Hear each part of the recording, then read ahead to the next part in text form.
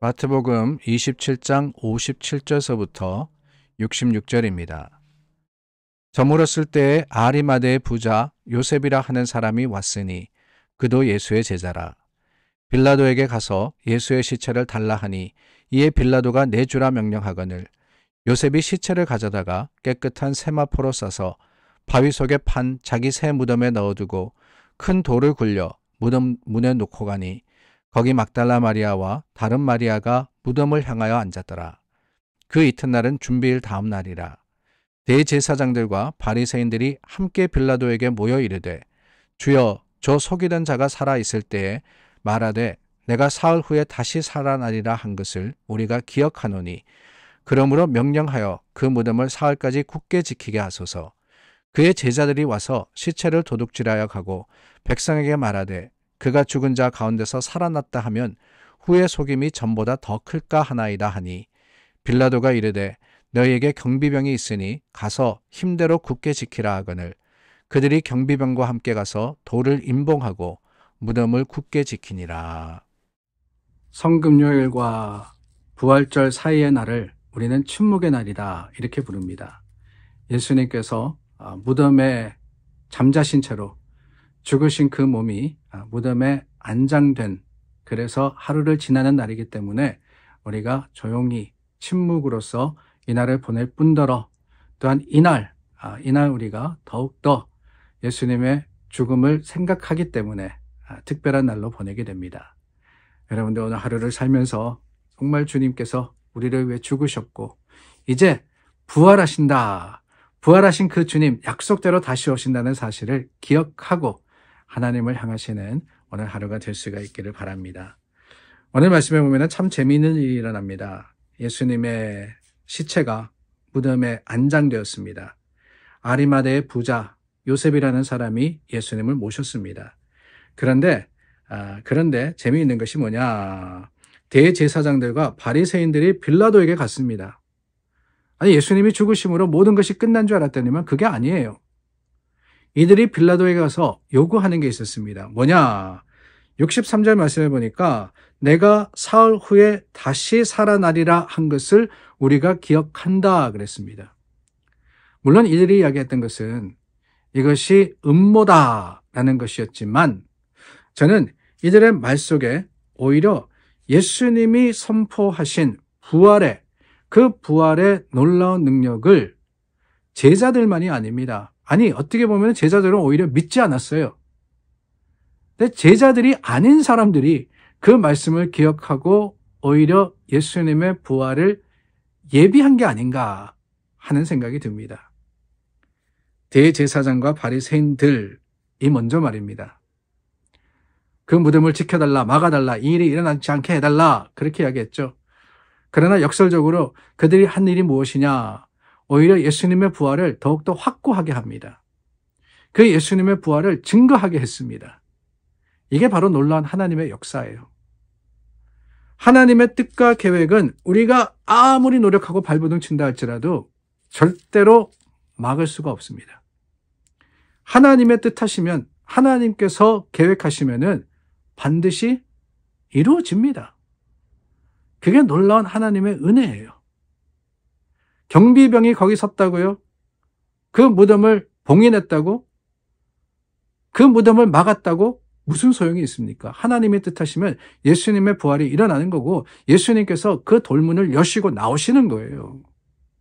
사람이 아무리 막으려고 해도 하나님의 일은 막을 수가 없습니다. 오히려 막으면 막으려고 할수록 하나님께서는 더 큰 하나님의 능력으로서 우리에게 증거가 되어 주십니다. 오늘 말씀도 보세요. 이 일이 일어났습니다. 무덤을 닫았습니다. 경비병이 지킵니다. 그런데 여러분, 이 말씀에 보니까 그 경비병들이 아무리 지켰다 할지라도 오히려 그 무덤의 문이 열리고 예수님이 부활을 하시는데 오늘 본문의 말씀은 아닙니다. 내일 본문의 말씀에 보면은 경비병들이 이 모든 일어난 일을 보고는 대제사장에 가서 알립니다. 장로들에게 예수님이 부활하셨다. 무덤 문이 열렸다라고 하는 거예요. 그럴 때 제사장들과 장로들이 뭐라 그러느냐? 군인들에게 돈을 많이 주면서 이것을 오히려 제자들이 훔쳐갔다라고 이야기를 하는 거예요. 저는 참 이 말씀이 놀랍다라는 생각이 듭니다. 예수님의 부활을 누가 증거합니까? 제자들이 증거해야 맞죠. 근데 제자들만이 아닙니다. 물론 여인들이 제자들에게 예수님이 살아나셨다 알렸습니다. 근데 그것만이 아니라 경비병이라는 사람들은 사실은 지키고 예수님의 부활을 부인해야 하는 사람들입니다. 근데 그들이 오히려 예수님께서 살아나셨다는 사실을 제사장과 장로들과 서기관들과 많은 사람들에게 전했다는 거예요. 저는 하나님의 일을 볼 때 참 재미있다라는 생각을 많이 할 때가 있어요. 하나님이 참 유머스러우신 분이구나. 우리가 생각하기에는 제자들에게 이 일이 먼저 알려지고 제자들이 이것을 세상 사람들에게 전해야 되는 게 맞을 것 같아요. 그런데 그게 아닙니다. 반대하는 사람들, 의심하는 사람들, 어떤 사람들이니까 경비병들은 지켰던 사람들입니다. 예수 부활하지 못하도록. 근데 그들이 예수 부활을 증거하는 거예요. 하나님이 뜻하시면 그렇습니다. 세상의 그 어떤 것도 그 누구도 막지 못합니다. 예수님의 무덤, 예수님의 부활 절대 막지 못합니다. 그렇다면 여러분 어떻겠습니까? 오늘 하나님의 계획과 하나님의 뜻이 있는 그곳에 막힘이 없다 그러면은 우리가 할 수 있는 지혜로운 일은 무엇이겠어요? 그 하나님의 뜻을 부인하거나 방해하는 것이 아니라 오히려 인정하고 순종하는 거 아니겠습니까? 그래서 여러분 만사형통할 수 있는 능력의 이유가 있습니다. 비결이 있습니다. 뭔지 아세요? 하나님의 뜻대로만 하면 되는 거예요. 하나님이 원하시는 것만 하면은 모든 게 다 됩니다. 안 될 수가 없어요. 불가능해 보이지만 가능해집니다. 왜? 하나님이 하시니까. 오늘 말씀을 통해서 깨닫습니다. 주님의 뜻이 있는 것, 하나님이 이미 계획하신 것, 세상에 아무리 틀어막으려고 해도 하나님은 이루십니다.